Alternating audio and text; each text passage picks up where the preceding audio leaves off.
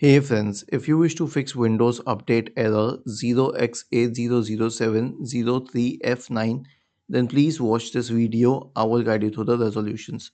So the first solution is to run the Windows Update Troubleshooter. Right click on the Start button and select Settings from the menu. Go to the System tab on the list on the left hand side. In the right pane, scroll down and click on Troubleshoot.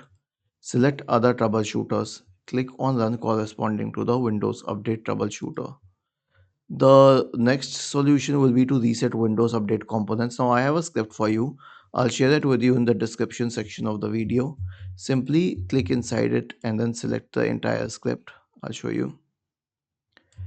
And then search for command prompt in the Windows search bar and click on run as administrator. Paste it here and wait for a few seconds till it runs the script. Now I'll tell you what it does exactly. So first it will stop the services associated with Windows updates. Then it will delete the Windows Update profile.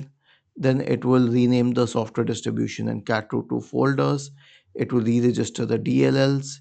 It will reset WinSock and finally it will restart all the services. Was this helpful?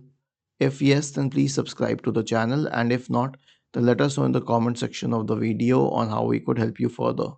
Thank you for watching this video and have a nice day.